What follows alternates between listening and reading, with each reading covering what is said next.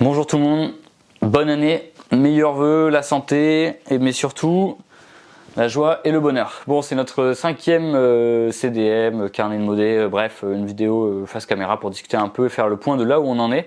C'est toujours, à chaque fois je fais des promesses pour dire que ce sera toutes les 3 semaines et en fait c'est pas du tout le cas. Pourtant quand on fait de la politique en général on tient ses promesses quoi, je crois. Bref, donc désolé du coup on va essayer de faire mieux pour faire plus court. Qu'est-ce que j'ai à vous présenter? La première chose c'est ça. C'est notre tract, alors un peu égocentré sur la première de couverture, on a fait des tests, c'est pas moi qui ai nécessairement choisi que ce soit comme ça, mais en tout cas c'est comme ça. Donc ça c'est notre tract que toutes les personnes qui vivent dans la circonscription ont pu recevoir, qui résume en fait un peu l'action qu'on a pu mener sur ces 6 derniers mois, avec on a fait donc un courrier au Vinois, pas mal d'écriture pour ceux qui aiment lire. Et ensuite quelques statistiques, quelques données, par exemple les votes à l'Assemblée, qu'on est les seuls à avoir voté l'indexation des salaires sur l'inflation, rétablir un peu sur la fortune, bloquer les prix, alors que Marine Le Pen et Emmanuel Macron, enfin en gros les macronistes et les Rassemblements nationaux, ils ont voté contre. Un petit mot sur la santé, un petit mot sur la proposition de loi des déserts médicaux qu'on a coécrit avec Guillaume Garot, Nicolas Sansu, Yannick Favennec, etc. Enfin avec des députés de droite, de gauche, du centre, du sud, de l'ouest, etc. On s'est mis d'accord pour faire une proposition de loi sur les déserts médicaux, avec notamment la question des centres de santé, donc de salariés des médecins, qui était un gros point que nous on voulait porter. On est très heureux que ça ait été intégré dans la proposition de loi, puisque c'est nous qui, voilà, quand dans une première ébauche proposition qu'on avait pu écrire, ça y était, on est content que ce soit dedans. On a mis un petit mot sur l'argent, un député moins cher qui donne la moitié de son salaire, bon c'est les indemnités, c'est pas le salaire, mais bon qui donne la moitié, je vous en parle juste après parce que ça a pas mal bougé pendant les vacances, après quelques statistiques. Derrière nos prochaines permanences, j'en profite pour dire que on avait une permanence prévue le 11 février à Ned et juste après à Saint-Gilles-les-Forêts, que c'est décalé parce que le 11 février, je vais y aller tout à l'heure, c'est la réforme des retraites et on se bagarre à l'Assemblée tout le week-end, donc je peux pas être en circonscription, j'espère que vous me pardonnerez.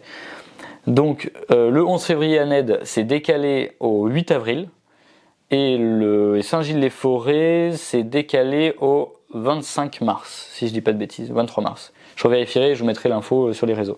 Après on est au Sablard et à Beaubreuil le 25 février, on est le 11 mars à Saint-Martin-Terressus et la Génétouze et le 25 mars on est à Bonnac-la-Côte. Voilà pour ça, vous avez dû en recevoir dans vos boîtes aux lettres, sinon il y en a à la permanence que vous pouvez passer récupérer, nous on en a quelques-uns sur Paris si jamais vous voulez les choper. Autre point sur quoi on a pu avancer, c'est nos cartes de vœux. Donc ça on n'envoie pas forcément à tout le monde, mais voilà, si on a bossé ensemble et tout, ou qu'on s'est croisés, on nous a envoyé une petite carte de vœux, donc là j'en prends une au pif pour la maison de l'avocat. Là j'envoie pour les agriculteurs, etc. Est-ce que Sacha, tu peux me passer derrière toi sur l'imprimante s'il y a une carte de vœux, une seule, ouais. Donc sur la carte de vœux, je vous fais une présentation, hein, c'est un peu accessoire, mais en fait c'est quelque chose qui se fait beaucoup.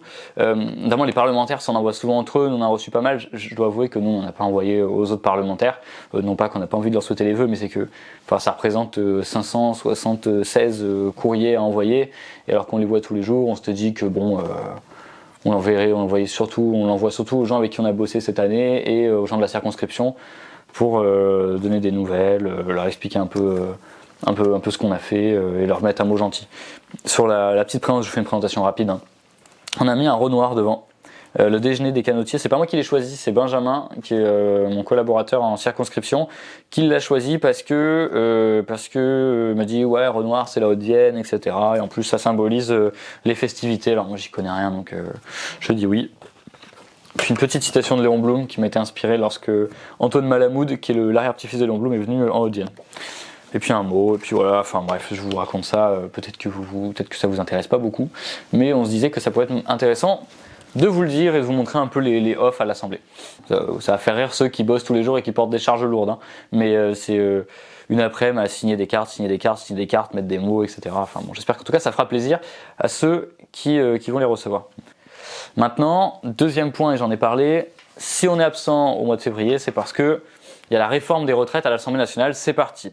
On y est, après 2 ans de crise sanitaire de Covid, une crise presque alimentaire, en tout cas des prix de l'alimentaire, une crise de l'énergie, le gouvernement a décidé d'agir et ils se sont dit maintenant on va agir pour les Français, retraite à 64 ans pour tout le monde. Les caissières qui sont encore à 800 € par mois, retraite à 64 ans. Voilà tout ce qu'on leur propose, pas de hausse de salaire.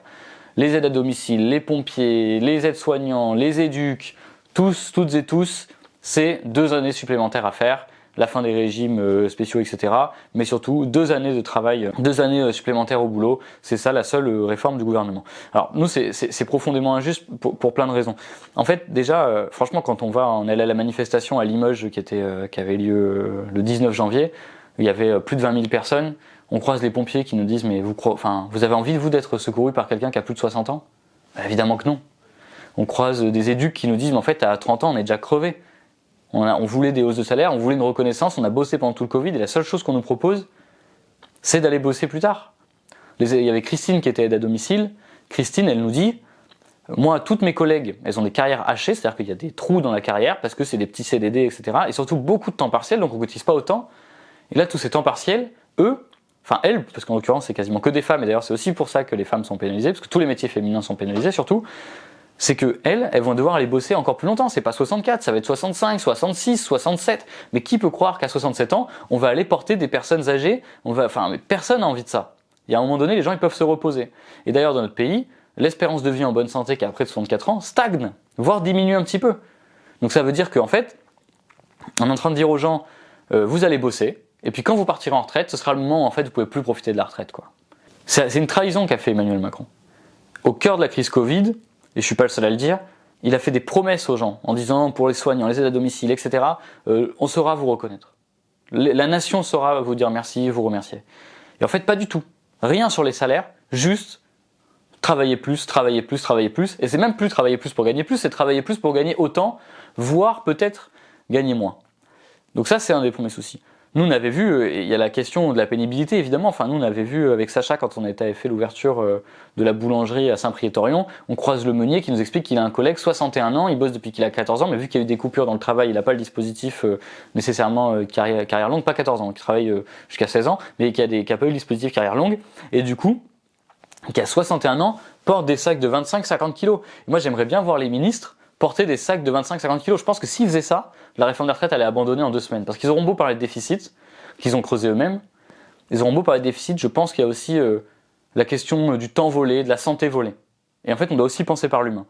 Je reviens sur le déficit. Parce qu'un des arguments principaux, c'est de nous dire, oui, il y a un déficit, etc. Le déficit, c'est eux qui l'ont creusé. Quand ils font des exonérations de cotisations, comme avec le crédit impôt compétitivité emploi, 20 milliards tous les ans, et qu'après ils nous disent, les retraites, c'est 13 milliards de déficit tous les ans. Mais en fait, ils donnent 20 milliards aux entreprises sans contrepartie et ils demandent aux gens de bosser plus pour combler 13 milliards. Il y a un moment donné, mathématiquement, ça passe pas. Ne serait-ce que s'ils enlevaient un petit peu plus de la moitié de ce qu'ils donnent aux grosses boîtes, ils pourraient payer le déficit des retraites. Donc ils creusent un trou, et après ils nous disent il y a un trou et ça va être à vous de le reboucher. C'est une réforme qui, sur tous les fronts, doit être combattue. Je pense qu'on a un beau front commun là. Que ce soit les partis de gauche, les oppositions, que ce soit les syndicats. Honnêtement, on voit même que chez Horizon, dans la République En Marche, le Modem, c'est en train de craquer. Je pense qu'on peut gagner. Et on peut gagner, en même temps, on doit servir de la réforme des retraites pour repolitiser et aussi soulever d'autres questions. Il y a la question des retraites qui est primordiale, il faut gagner cette bataille. Et il y a aussi, il faudra poser la question de l'énergie. Pourquoi on se fait avoir par la spéculation et pourquoi les artisans payent ce prix de l'énergie? Pourquoi il y a une inflation aussi forte alors qu'en fait, parce que les marges pour beaucoup de grosses boîtes ne diminuent pas et que les dividendes explosent. Il faudra réussir à porter toutes ces questions-là durant cette bataille sur la réforme des retraites. Bon, et le dernier point, c'est ce dont je vous parlais au début de la vidéo dans le tract, cette partie en vert, un député moins cher qui donne la moitié de son salaire. On l'avait promis pendant la campagne et on le fait tous les mois, on donne la moitié de l'indemnité parlementaire. En vérité, c'est le salaire du député, quoi. C'est ce qu'on touche, l'argent personnel. On donne la moitié parce qu'on avait fait le choix, il y a toujours des gens qui disent, moi j'ai grandi dans une famille, on disait que les politiques faisaient ça pour l'argent et donc je voulais dire non et on va garder le même niveau de vie que celui qu'on avait avant pour prouver aux gens qu'en fait, évidemment qu'on fait pas ça pour l'argent, mais qu'on fait ça pour représenter les gens et pour leur porter leurs paroles jusqu'à l'Assemblée nationale, jusqu'aux oreilles des ministres. On a fait une interview dans Libération, là durant l'hiver, où on a pu rappeler cette chose-là et du coup il y a Elsa Maudet, d'ailleurs un nom de famille tout à fait honorable, on n'est pas du tout de la même famille, aucun conflit d'intérêts, Elsa Maudet qui a remis en capture d'écran le fait qu'on donnait la moitié du salaire et surtout on disait, en fait on a des difficultés à trouver des associations. Et bon là, honnêtement, on n'a plus aucune difficulté à trouver des associations parce qu'on est sollicité et sursollicité par des assos pour voilà, qu'on puisse faire un don, etc. Donc je profite du premier point, c'est que évidemment on va donner toujours en priorité aux assos de la circonscription. Donc voilà, si vous avez fait des demandes, on va regarder et puis on vous fera un don, mais c'est jamais des milliards d'euros évidemment, parce que les députés ne touchent pas des milliards d'euros. Mais voilà, on va faire en premier lieu toujours les assos de la circonscription, enfin du département, voire de la région Limousine, en priorité.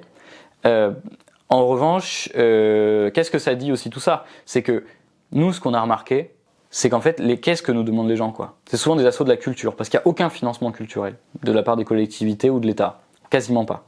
C'est beaucoup d'assos sportives, parce qu'en fait, elles galèrent des fois, ne serait-ce qu'à payer de nouveaux maillots et tout ça. Et moi, ce qui me choque le plus, en fait, c'est le nombre de voyages scolaires qu'on a financés. En fait, une grosse partie des demandes, c'est des voyages scolaires. Ça veut dire que c'est des assos de parents d'élèves, c'est des écoles qui n'ont pas les moyens de financer les voyages. Ça veut dire que, et moi je me demande, et on le voit parce que quand on fait des visites de l'Assemblée nationale, des fois, on commence à s'engager aussi à prendre avec cette partie d'argent, à prendre les frais pour que les gamins puissent monter à l'Assemblée. Et enfin, je trouve ça grave. Moi, j'ai pas le souvenir, en tout cas dans mon enfance, dans une école très rurale et pourtant famille de classe populaire rurale, que les gens, il y en a qui pouvaient pas partir en voyage scolaire, quoi. Et là, quand on voit ça, on se dit qu'il y a un vrai souci. Alors quand je vois le ministère de l'Éducation qui annonce des millions et des millions, des centaines de millions pour des projets innovants, je pense que faut faire l'essentiel, quoi. C'est pas aux gens de payer par des dons les voyages des gamins. Et c'est pas parce que des gamins ils sont dans des écoles en classe rurale ou en banlieue qu'ils peuvent pas voyager, aller apprendre, j'en sais rien, moi, à faire du vélo, aller voir la mer, quoi. Et je trouve que ce que ça dit, c'est un état, à mon avis, pas de délabrement, mais en tout cas, nos assos sont en galère, quoi. C'est-à-dire que les gens qui se battent pour créer du lien social, essayer de faire sortir un peu les mômes, les gens en général, en fait, elles sont appauvries. Et ça, c'est vrai qu'en faisant les dons, on s'en rend bien compte. Donc c'est aussi, à un moment, on fera la liste, pas des assos avec les noms, parce qu'il y en a qui veulent pas que ça se sache, etc. Mais on fera la liste aussi thématique d'à qui on a donné, et je pense que ça en dit long sur l'abandon des assos de la part de l'État. Donc voilà, n'hésitez pas toujours à nous envoyer vos demandes. On est un peu chargé en ce moment honnêtement, mais n'hésitez pas à nous les envoyer. Et puis allez, on se revoit dans la semaine, soit en meeting, soit contre la réforme des retraites, ou les deux. A plus.